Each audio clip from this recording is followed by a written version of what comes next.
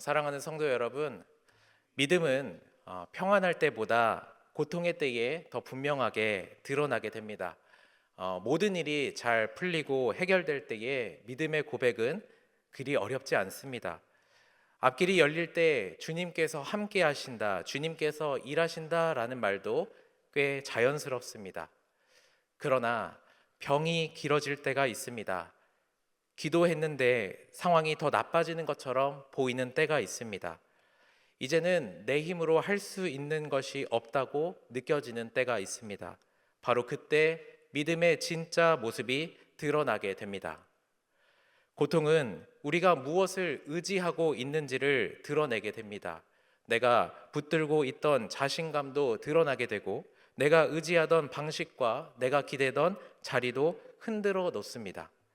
그리고 그러한 고통의 시간은 우리에게 한 가지 질문을 마주하게 합니다. 당신은 지금 누구를 더 크게 보고 있습니까? 오늘 본문은 고통과 두려움 속에 예수 그리스도를 바라봐야 하는 자리로 우리를 데려가고 있습니다. 죽은 딸을 둔 한 아버지의 자리로 본문이 데려가고, 12해 동안 고통받은, 그리고 그렇게 힘들어 해온 한 여인의 자리로 오늘 본문이 우리를 데려갑니다. 또 예수님을 가까이 두고도 끝내 믿지 못하는 사람의 자리로 우리를 데려갑니다. 마가는 이 고통의 자리를 외면하지 않습니다. 오히려 바로 그 자리에서 예수님이 어떠한 분이신지를 보여주고 있습니다. 예수님은 병과 죽음 앞에서 흔들리지 않으십니다. 그리고 사람들이 이미 끝났다라고 여기는 고통의 자리에 찾아가십니다. 오늘 본문은 우리에게 이렇게 묻습니다. 고통의 때에 우리는 무엇을 더 크게 보고 있습니까? 오늘 본문은 분명히 말합니다. 고통의 때에 우리가 가져야 하는 믿음은 상황보다 더 크신 예수 그리스도를 바라보고 끝까지 예수님을 붙드는 믿음이다라고 말하고 있습니다. 이제 그 믿음의 모습을 또 세 가지 장면을 통해 살펴보도록 하겠습니다. 첫 번째 장면, 고통의 때에 먼저 예수님께 나아가는 믿음이 필요하다라는 것입니다. 첫 번째는 고통의 때에는 먼저 예수님께 나아가는 믿음이 필요하다라는 것입니다. 예수님께서 다시 맞은편으로 건너오시자 큰 무리가 모였습니다. 모인 무리에게는 기대도 있었을 것이고 호기심도 있었을 것이고 저마다 품은 사정도 있었을 것입니다. 그 많은 사람들 가운데 한 사람이 예수님 앞으로 나오게 되는데 그가 바로 회당장 야이로입니다. 야이로는 사람들 앞에 서는 사람이었습니다. 체면도 있고 위치도 있고 책임도 있는 사람, 그가 바로 야이로였습니다. 그런데 지금 야이로는 그 모든 것을 내려놓고 예수님의 발 앞에 엎드립니다. 왜 야이로가 이렇게 예수님 발 앞에 엎드릴까요? 그것은 바로 야이로의 어린 딸이 죽어가고 있기 때문입니다. 고통은 우리가 무엇을 의지하고 있는지를 드러내게 합니다. 내가 붙들었던 자리도, 내가 의지하던 방법도 흔들리게 합니다. 그리고 마침내 한 질문 앞에 서게 됩니다. 이제 당신은 누구에게 갈 것입니까? 야이로는 그 질문 앞에 예수님 앞에 나아가게 됩니다. 바로 여기서 믿음이 시작됩니다. 믿음은 처음부터 담대한 선언으로 시작되지 않을 때가 많습니다. 믿음은 오히려 무너짐에서 시작됩니다.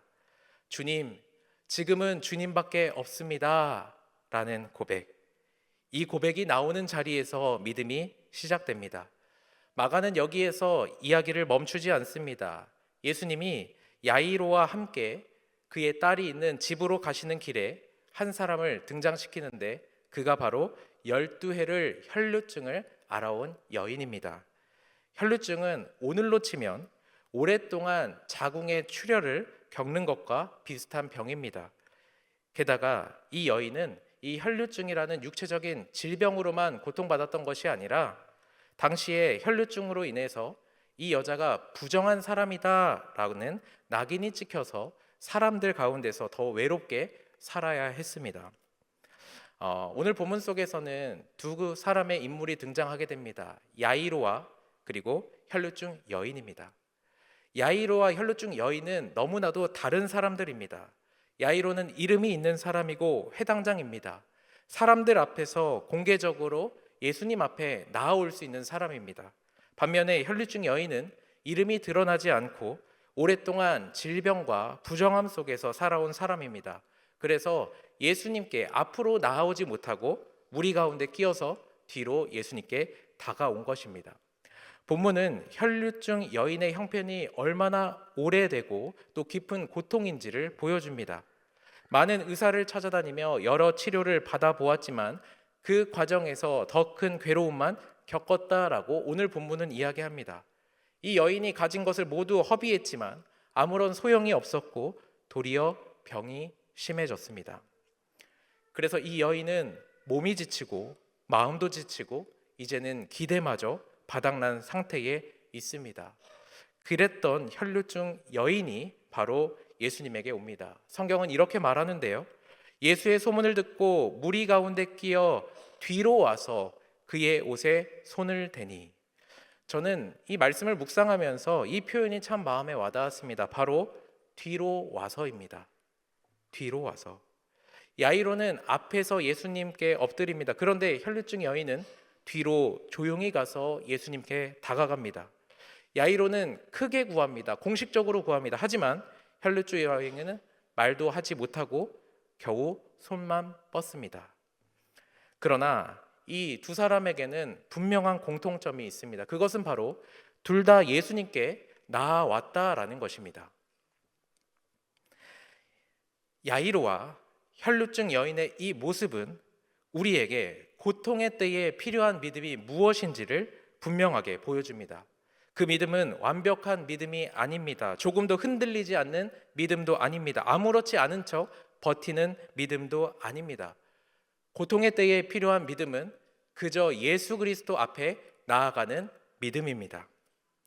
어떤 사람은 야이로처럼 소리를 내어 구합니다. 또 어떤 사람은 혈류증의 여인처럼 겨우 손끝만 뻗습니다. 그러나 믿음의 핵심은 형식이 아니라 방향입니다.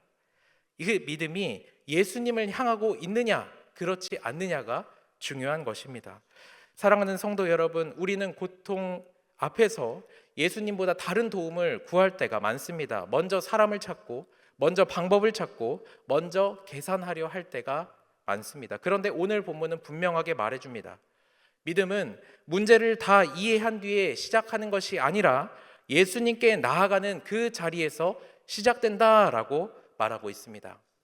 사랑하는 성도 여러분, 혹시 이 자리에 야이로와 같은 분 계십니까? 우리에게 너무 급한 문제가 있습니까? 지금 당장 주님의 도움이 필요한 자리가 있습니까? 혹시 혈류증 여인과 같은 분 계십니까?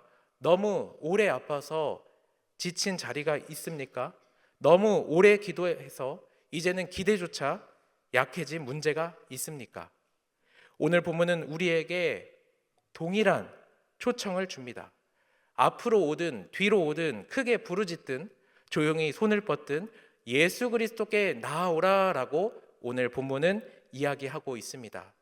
고통의 때에 필요한 믿음은 바로 먼저 예수님께 나아가는 믿음입니다. 이어서 살펴볼 장면은 고통의 때에 상황보다 예수님을 더 크게 보는 믿음이 필요하다라는 것입니다. 고통의 때에 마주하는 그 상황보다 우리는 예수 그리스도를 더 크게 바라봐야 합니다.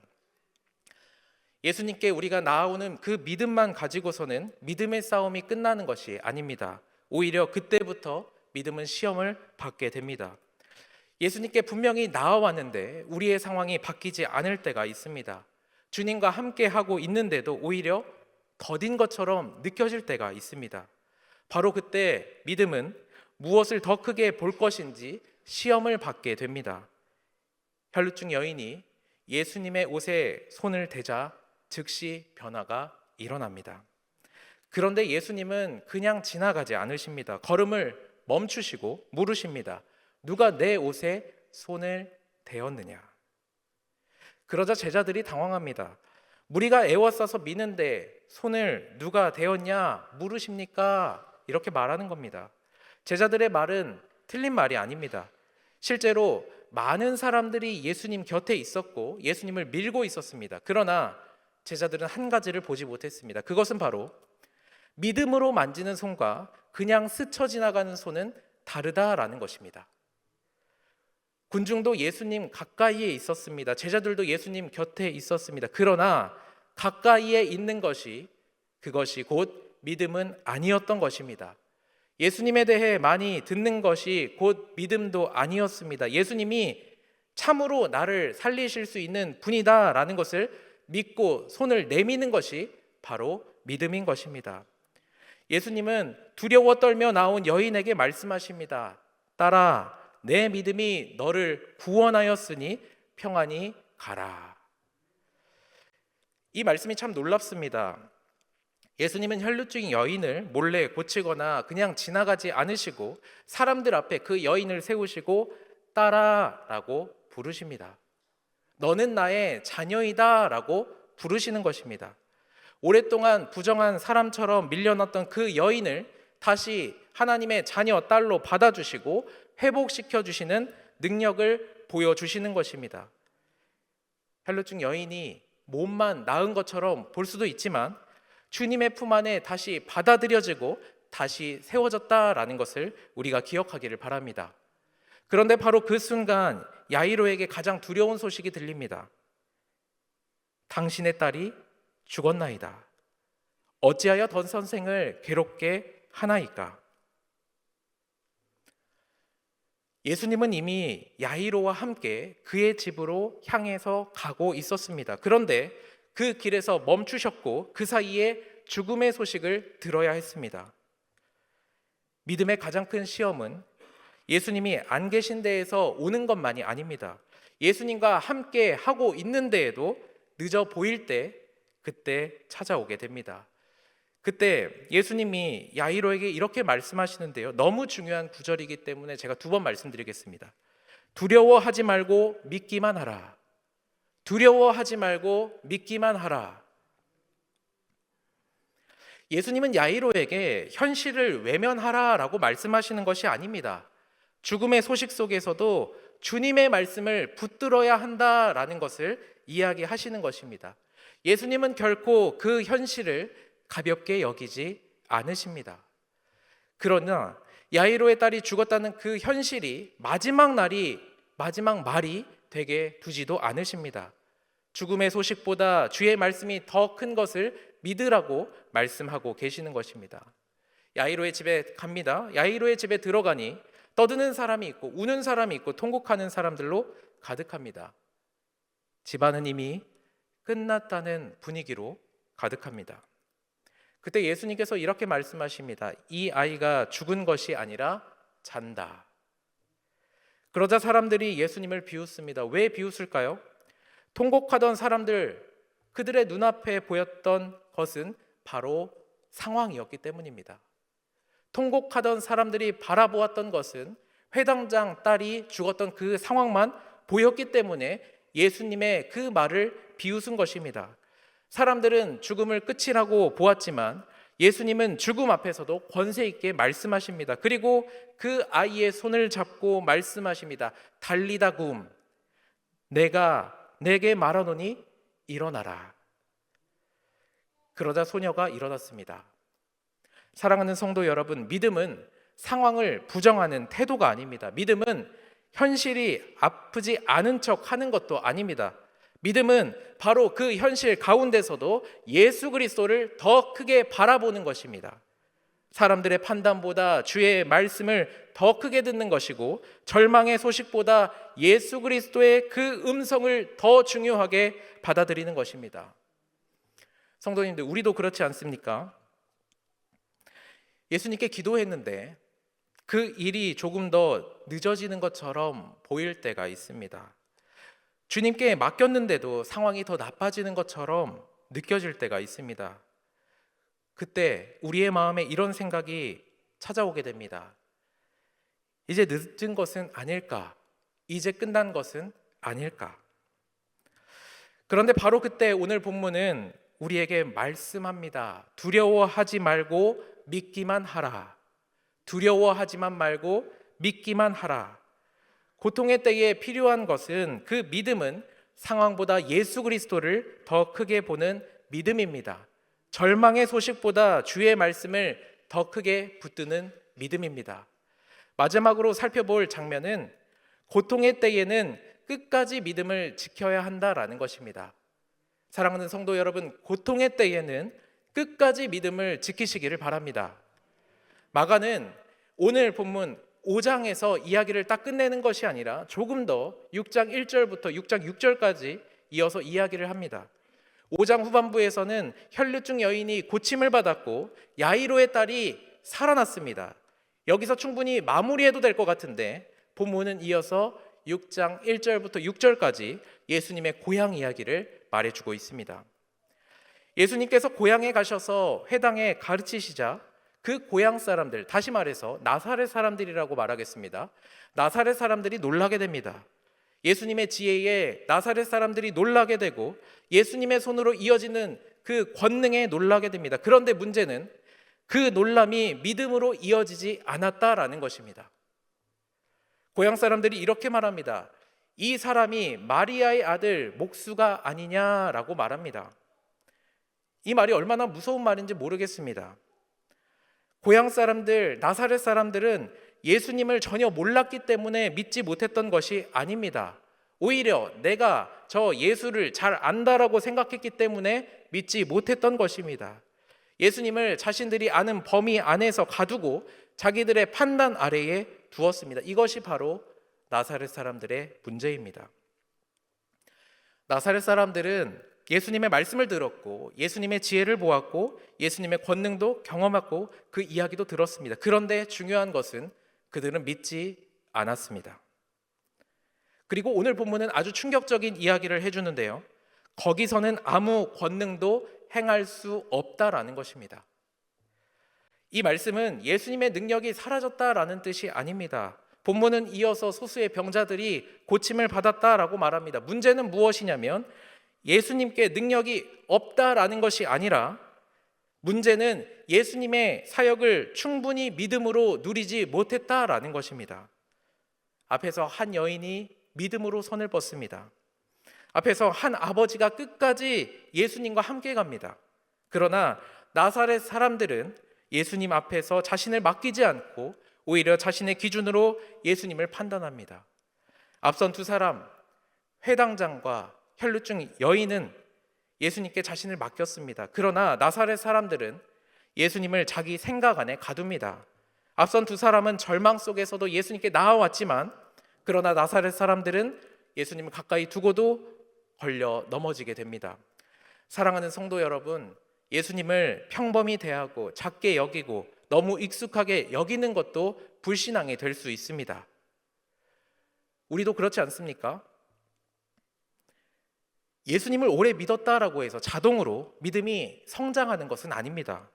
설교를 오래 듣고 많이 들었다라고 해서 늘 기대가 살아있는 것도 아닙니다. 교회에 익숙해지고 말씀에 익숙해지고 예배에 익숙해지면서 정작 예수님을 크게 보지 못할 때가 있습니다. 그럴 수도 있습니다. 고통의 때에 믿음을 무너뜨리는 것은 절망만이 아니라 때로는 우리에게 찾아오는 그 익숙함이 우리의 믿음을 쉽게 할 수도 있습니다. 처음에는 간절히 찾았는데 주님을 만나고 신앙생활을 하다 보면 시간이 지나다 보면 주님보다 내 경험을 믿게 되고 내 판단을 더 의지하고 내 방법을 더 붙들게 될 수 있습니다. 사실 나사렛 사람들의 이 문제는 우리와 먼 이야기가 아닌 것입니다. 우리도 하나님을 믿는다라고 하면서 실제로는 내 계산과 내 힘을 더 의지할 때가 많습니다. 우리도 예수님을 안다라고 말하면서 정작 지금 내 삶의 문제 앞에서 예수 그리스도를 작게 볼 수 있습니다. 사랑하는 성도 여러분, 중요한 것은 고통의 때가 우리에게 찾아올 때 그때의 믿음을 놓치지 않기를 바랍니다.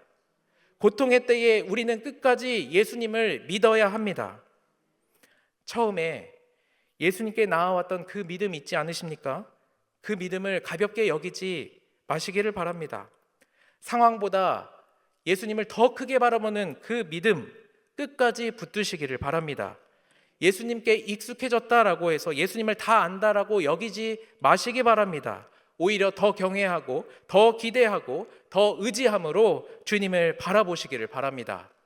믿음은 예수 그리스도의 능력을 만들어내는 힘이 아니라 믿음은 예수님께 우리가 온전히 맡겨드리는 태도입니다. 주님께서 은혜로 일하시고 믿음은 그 은혜를 붙드는 손입니다. 고통의 때에 필요한 믿음은 잠깐 반짝이는 믿음이 아닙니다. 상황이 좋아졌을 때 좋을 때만 유지하는 믿음도 아닙니다. 끝까지 예수님을 크게 여기고 끝까지 예수님을 붙드는 믿음입니다. 우리가 믿음을 지켜야 하는 중요한 이유가 있는데요. 그것은 내가 스스로 버텨내기 위해서가 아니라 끝까지 우리를 붙드시는 분이 바로 예수 그리스도이시기 때문입니다. 사랑하는 성도 여러분, 오늘 본문은 우리에게 분명히 말해줍니다. 고통의 때에 필요한 믿음은 예수님께 나아가는 믿음이고, 고통의 때에 필요한 믿음은 상황보다 예수 그리스도를 더 크게 바라보는 믿음이고, 고통의 때에 우리에게 필요한 믿음은 끝까지 예수님을 바라보는 붙드는 믿음이다라는 것입니다. 다시 말씀을 드립니다. 우리가 믿음을 가지고 예수 그리스도를 붙들어야 하는 이유는 내가 잘나서도 아니고 우리의 믿음이 잘나서도 아니고 우리가 붙들어야 하는 그 분이 예수 그리스도이시며 참으로 위대하고 놀라우신 분이시기 때문입니다. 그 예수님은 오늘 본문 속에서 부정한 여인을 피하지 않으셨습니다. 그 예수님은 죽음의 지급으로 들어가셨습니다. 그 예수님은 절망의 소식 속에서도 물러서지 않으셨습니다. 그리고 마침내 십자가에서 우리의 죄와 죽음 그리고 우리의 가장 깊은 고통까지 친히 감당해 주셨습니다. 나아가 부활로 모든 죽음의 권위를 깨뜨리시고 마지막 말씀이 죽음이 아니라 생명이라는 것을 친히 몸소 드러내 주셨습니다. 우리가 끝까지 예수 그리스도를 붙들어야 하는 이유, 다시 말씀드립니다. 주님이 끝까지 우리 성도님들, 영가족들을 놓지 않는 분이시기 때문입니다. 사랑하는 성도 여러분, 두려움이 밀려올 때 먼저 사람이 아니라 주님 앞에 나아가는 밤이 되기를 원합니다. 절망의 소식이 들려올 때 있습니다. 그때마다 두려워하지 말고 믿기만 하라는 그 말씀을 붙드시기를 바랍니다. 그리고 우리가 익숙함 속에 식어버린 기대가 있다면 다시 경외함으로 하나님을 바라보시기를 바랍니다. 사랑하는 성도 여러분, 혹시 상황이 더 커 보이시는 분 계십니까? 내가 분명히 기도했는데, 간절하게 기도했는데 더딘 것처럼 느껴지는 분 계십니까? 또 이미 끝나 보이는 그 자리에 서 있는 분도 계십니까? 그때마다 우리가 기억해야 하는 것은 우리가 주님 앞에 나아가야 하며 주님의 말씀을 붙들어야 하며 주님을 바라봐야 한다라는 것입니다. 사랑하는 성도 여러분, 고통의 때에 필요한 믿음은 주님께 나아가는 것이고 상황보다 예수님을 더 크게 바라보는 것이고 끝까지 예수님을 붙드는 믿음입니다. 이 믿음으로 주님을 의지하며 살아가는 저와 여러분들 되시기를 주님의 이름으로 축원합니다.